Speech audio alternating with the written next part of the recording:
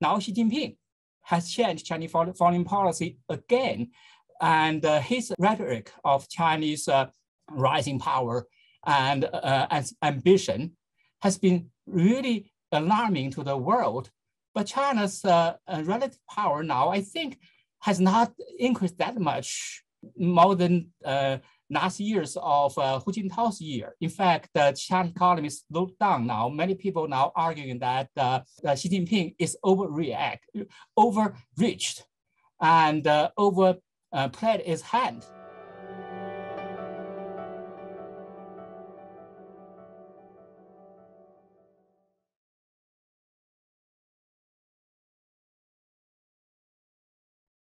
My name is Nitai Daitel, Senior Program Officer at the National Committee on U.S.-China Relations. I am pleased to introduce our guests for today's interview, exploring China's transformational leaders and the unique foreign policy courses they charted in China's quest for security, prosperity, and power. Briefly, as their full bios can be found on our website. Suisheng Zhao is a professor and director of the Center for China-U.S. Cooperation at the University of Denver's Joseph Corbell School of International Studies. He is the founder and editor of the Journal of Contemporary China and the author or editor of more than 24 books, including his most recent book, The Dragon Roars Back: Transformational Leaders and Dynamics of Chinese Foreign Policy. Moderating the interview today will be Sheena Chestnut Greitens, Associate Professor at the University of Texas at Austin, where she directs the Asia Policy Program. Dr. Greitens' first book, Dictators and Their Secret Police, Coercive Institutions and State Violence, was published in 2016. And she is now working on a book about how China thinks about national security under Xi Jinping. She is a fellow of the National Committee's Public Intellectuals Program. Sheena, the floor is yours. Wonderful. Well, thank you so much for the opportunity to moderate the conversation today. I am really looking forward to discussing this book, which I have here, if Zoom will let me show it. The Dragon Roars Back: Transformational Leaders and Dynamics of Chinese Foreign Policy. It's a terrific and interesting read about three leaders, Mao Zedong, Deng Xiaoping, and Xi Jinping, and how they have transformed China's foreign policy since the founding of the PRC in 1949. So it's really a pleasure to be able to talk to Professor Zhao today about the book. And I wanted to open it up by asking you a bit about the story that led to writing this book. You've written a number of books and worked on a number of edited volumes. And I'm always interested in the origin stories behind books that authors choose to write. And so I wondered if you could start by telling us a little bit about how you decided to write this book and why you thought it was needed in the conversation about China and Chinese foreign policy now. First of all, let me thank National Committee for hosting this event, and also thank Professor Sheena for moderating this event.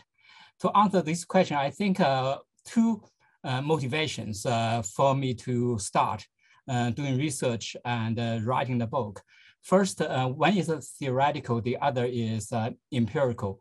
Theoretically, I have tried to find a coherent understanding of the China's rise, try to understand the trajectory of its rise and forces driving this rise. The most prominent theory that has been used to explain China's rise is so-called structural realism, which argues looking at the relative power. When China's relative power expands, its ambition expands, a rising China in terms of relative power will inevitably becomes aggressive power challenging the US and become, anti-status quo, challenging its neighbors. But looking at almost over 70 years of the PRC history, we can tell that China foreign policy has many turns and shifts. In fact, Mao Zedong, Mao Zedong had what I called revolutionary foreign policy, which was very aggressive, confrontational. But China's relative power was very weak. China fought 6 wars during Mao's time, including the war in Korea, fighting against the most powerful nation, the US, on the earth. And China also fighting wars with the Soviet Union, supported insurgencies all over the world. But China's power was not that powerful. Deng Xiaoping moderated China's foreign policy behavior, while China's relative power did not change that much. In fact, when China was rising, Deng Xiaoping's successors, Jiang Zemin and Hu Jintao, tried to pretend China was not a rising power. And they continued Deng Xiaoping's low-profile, moderate foreign policy.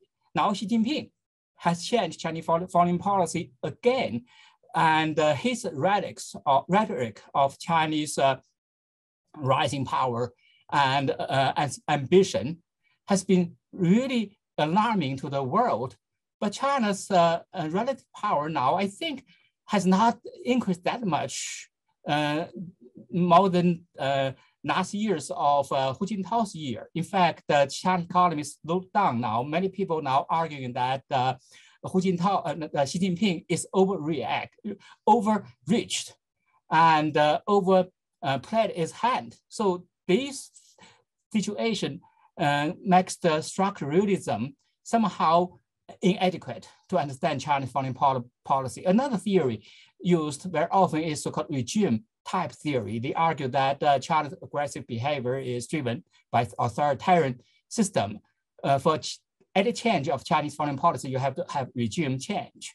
But Chinese authoritarian system has remained, but Chinese foreign policy has shifted, changed in the last 70 years. So this theory is also problematic. Then there are other theories, institutional theory and constructivist theory. I don't want to get into them, but none of them is sufficient. So I try to develop a comprehensive theoretical approach that could integrate all those theories, all those forces. So this is the this is theoretical motivation. The second part is empirical motivation. Because I'm teaching Chinese foreign policy seminar at graduate level for many years, I try to find a really comprehensive book that could integrate all the variables and have all those aspects, and also have historical in-depth as well as up-to-date analysis. I mean, strangely, I cannot find one. And most books are only country-specific. China relationship with certain countries or bilateral relationship. China's foreign policy on certain issue areas such as energy or some other issue areas. And really that type of comprehensive historical in-depth and up-to-date and this type of books are lack. So I thought maybe I should do a comprehensive book for the last 70 years other than the theoretical approach, and also have rich empirical analysis. So those are two motivations get me to start research on this book. That's great, thank you. So the argument of your book, the core argument could, and I realize this is an oversimplification, so please forgive this, but could actually be summed up in two words: leaders matter.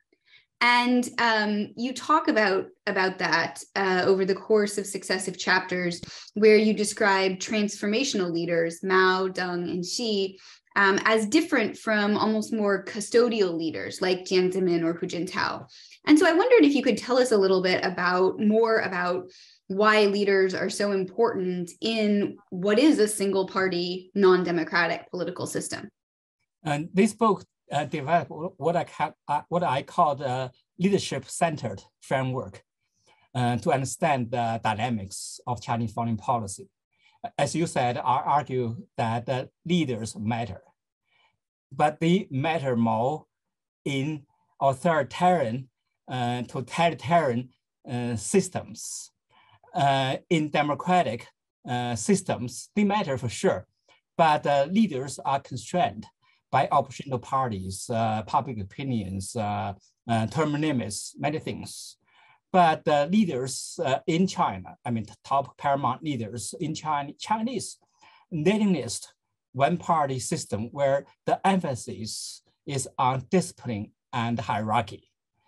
They are relatively unchecked, unconstrained by public opinions, and they don't have oppositional parties. And those three top, most powerful leaders, they all held lifetime tenure. So the puzzle for me talking about leadership centered research is that although all those Chinese leaders are powerful in an authoritarian system, but not every leader has been able to chart a new direction or new course for Chinese foreign policy. Why? Then I try to see who are these leaders, and I distinguish them into three types. One is what you mentioned, a transformational leader.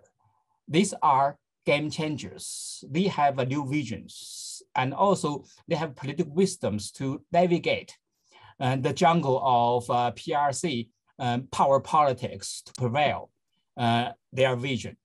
Now, in addition, they are also able to mobilize domestic sources. That's what I talked about, the ideational sources and institutional sources, and also strategically respond to the international power distribution and international norms, regimes, all those type of order type norms in order to advance their agenda. So we can see what I studied in the book, Mao Zedong, Deng Xiaoping, and Xi Jinping are transformational leaders. The second type of leaders, what you call quotidian, I call the transactional leaders. And they manages to thank you. I mistermed it. I appreciate the correction. No problem. Maybe that's a better term. And they survived the power jungle, and but they normally will now have new visions, and they follow the course set by their predecessors. In this case, we talk about two leaders, Jiang Zemin and Hu Jintao. And they followed a set-on course of set by Deng Xiaoping. The third type of leader, what I called failed leaders. There are four failed leaders, Hua Guofeng and Zhao Ziyang, Hu Yaobang. They might have new visions, especially Hu Yaobang and Zhao Ziyang, but they lost power in the jungle of power struggle. So it doesn't matter, who cares if you have new vision or not. So these three types of leaders determined the course of Chinese foreign policy dynamics. Only those transformation leaders being able to make changes. So my book focused and documented the three transformational leaders and how they have motivated resources and to prevail, to make their visions prevail. Thank you. I wanted to focus on the current leadership in China because Xi Jinping is one of these leaders that you identify as a transformational figure and a transformational leader for Chinese foreign policy. And you talk a bit in the book about how 2008 was a turning point for China's adoption of what you call big power diplomacy, which is the approach that has really characterized Xi Jinping's tenure thus far. And so I wanted to ask you a little bit about why you think 2008 was such an important watershed year, and maybe implicitly, why not 2012 when Xi Jinping formally came to power? What is it about 2008 that makes it such a turning point for Chinese foreign policy in your assessment? Both 2008 and 2012 were landmark years in the Chinese political development. Here we are talking about foreign policy transition. Why 2008 were significant? Because that was the year China successfully hosted the Summer Olympics, and China's national pride surged They thought that was a symbol China walked out the shadow of the humiliation and the segment of Asia, all those type of the past problems. And China was recognized by the world as the rising power or big power. And then following the Olympic was the financial meltdown started in the US and spotted all over the world. And China weathered at that time the financial crisis relatively better than the Western countries. That also raised the nationalist aspiration. But this aspiration was, however, kind of suppressed from Chinese perspective, or they were frustrated by the Western powers' non-recognition of the China's rising power status and China's nationalist aspiration. And the Western powers try to undermine China's rise during the Olympic. For example, they talk about the Western and try to scrutinize China's domestic human rights issue and boycott some countries and on China. And also, I mean, the torch, the Olympic torch, layover and Tibetan issue, all those issues. The financial crisis was also a similar situation. They thought China was doing well and the US was in trouble, US was in decline, US supposed to respect China's core national interest. In fact, that was the time that this term, core national interest, occurred first time. But they were frustrated again. US did not respect China's core national interest and did not respect China's those interests, which defined as non-negotiable and cannot be compromised. Taiwan issue and so-called political system and development rights, all those things. So 2008 in that context became a turning point. Chinese people were motivated to get back China to the rightful place in the world. So that groundwork for Xi Jinping came to power 2012 to launch so-called big power diplomacy and to present so-called the China Dream. In fact, the days after Xi Jinping became the General Secretary of the Communist Party, November 2012, he went to the National Museum and presented that famous speech of the China Dream of the Great Rejuvenation, 伟大复兴. That speech really presented himself as a strong leader, strong man to bring China back to its lost glory and glorious position, to bring China back to the central stage of the world. In fact, that's why 2008 was significant. Equally significant was 2012. At this time, Xi Jinping became the leader. In fact, he came to office, not only presented the China Dream or China big power diplomacy, he formally abandoned Deng Xiaoping's developmental moderation. In fact, in my book, talk about Deng Xiaoping's developmental diplomacy and presented China as a big power to somehow expand its expanded interests. And 2012 was also significant in terms of his consolidation power. Xi Jinping's consolidation of power, I think, is driven or triggered by three developments. The first is what I mentioned, 2008 starts that kind of nationalist aspiration and frustration.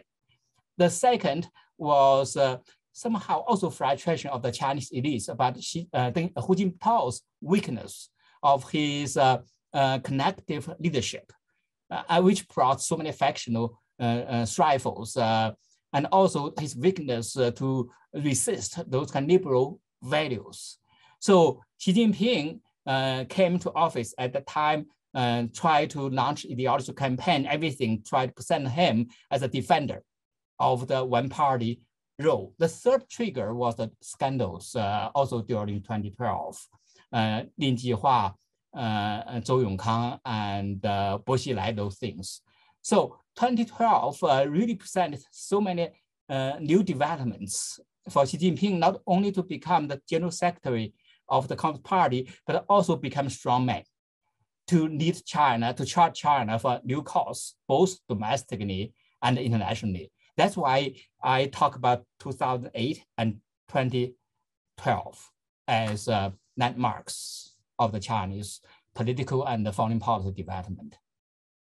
Thank you. That's really helpful. I was in Beijing doing language study as a graduate student in 2008. So it was a sort of turning point in a lot of my own personal perceptions of China. But I'm not sure I realized how embedded at the time it was in some of the larger currents that have been globally impactful that your book describes. So I know I appreciated that part of the book in particular. At one point, relatively early in the book, you talk about the intersection of external and internal security concerns, which is a particular interest of mine, but also has drawn a lot of attention as China's behavior has become more repressive politically at home and more assertive in its the security aspects of its foreign policy abroad.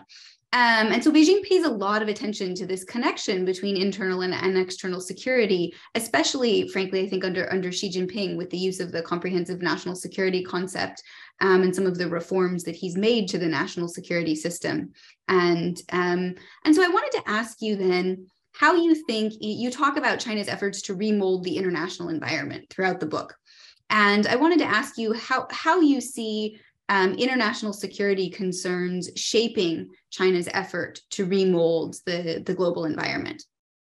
When Xi Jinping came to office, he started a new direction for Chinese foreign policy, which is in the book, I used a big power diplomacy of foreign policy, which becomes a more expensive or aggressive, try to not only abandon Deng Xiaoping's low profile foreign policy, but also try to expand China's interests and also proactively shape international environment rather than react to it. And in that context, you can see Xi Jinping had so-called wolf warrior fighting spread and baseline thinking, try to draw red lines for foreign countries. So a lot of new changes in his foreign policy, which caused resistance, pushbacks, and backlash in the international arena. So from Xi Jinping's perspective, he became, I think, somehow insecure and thought China's security environment has been deteriorated internationally.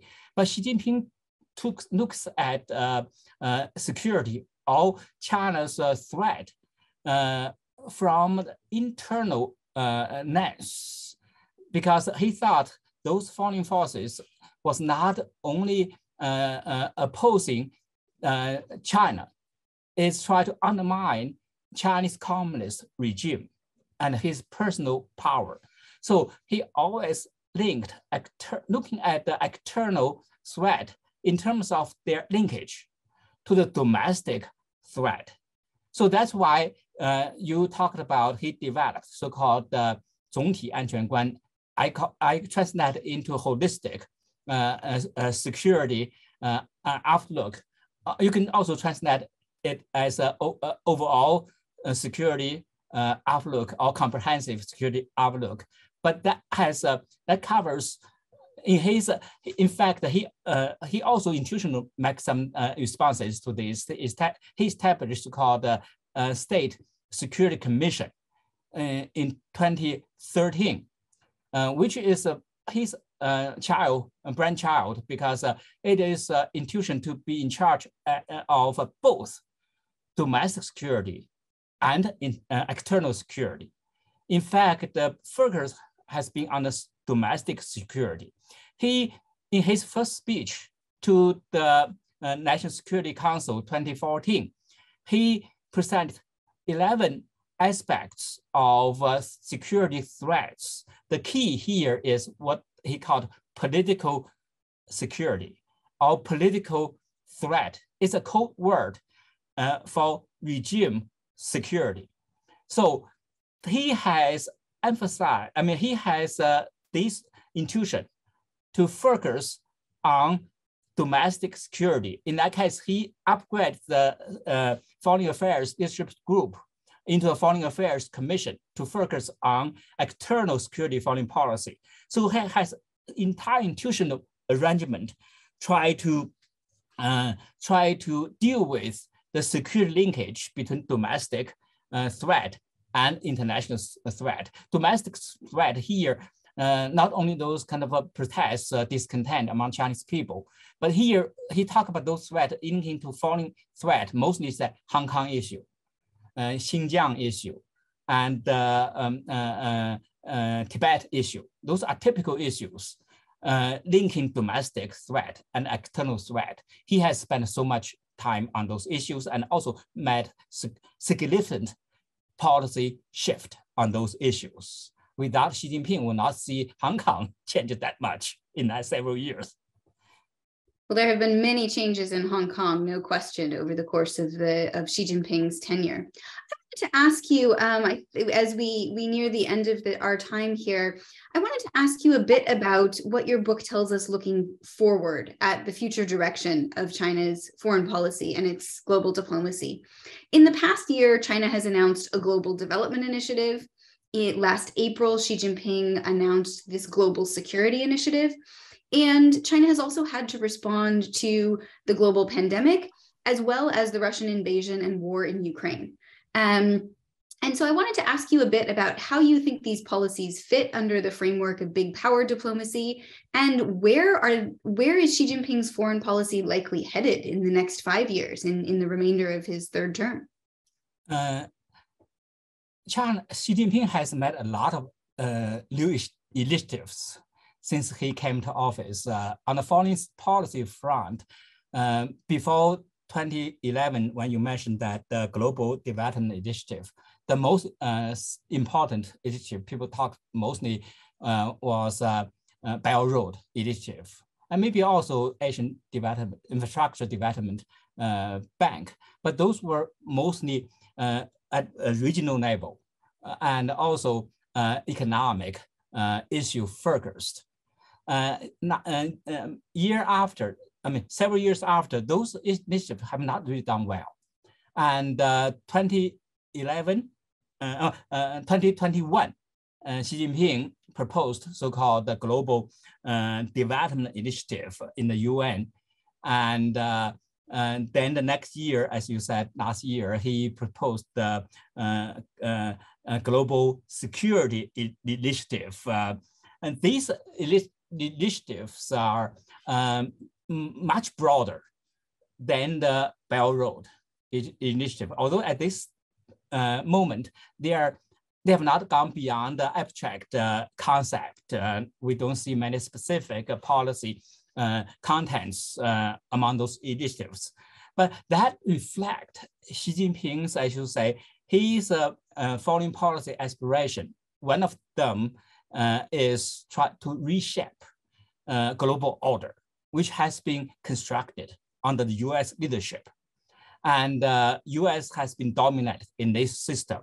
So he thought those US dominant order, rules, norms, everything, disadvantaged emerging powers, particularly China. So China wanted to reform, in his word, reform those order. So these initiatives are parts of his efforts to reform global governance, international order. Among these two initiatives you mentioned, I thought the Global Security Initiative was more catching eyes because it targets directly on the US alliance partner system. And among these initiatives, there is a term which I think is really interesting: invisible security. In other words, typical the Chinese thinking, you cannot keep your own security at expense of other states' security. Here is talking about you cannot interfere, intervene in my domestic affairs. And this also behind Xi Jinping thinking to support Russia. You talk about Russian invasion of Ukraine because the rationale here was the NATO expansion damaged Russian security. And China in that context supported that security concepts against the US dominated alliances and the partnership system. Another thing you mentioned was China's partnerships with Russia and now also Iran. Iranian president just visited China, and Xi Jinping agreed to have a return visit to Iran. This is also China's efforts in confrontation with the United States. In fact, in my book, I mentioned that Xi Jinping's foreign big power policy, very essence was in confrontation with the United States. So this country shared China's grievance against the US dominance in the world. So China has been working with these countries, which I don't know if they could really get what they want. So those are the problems. And the pandemic and any other issues, also China has tried to use these to promote the China model, which I don't think is successful.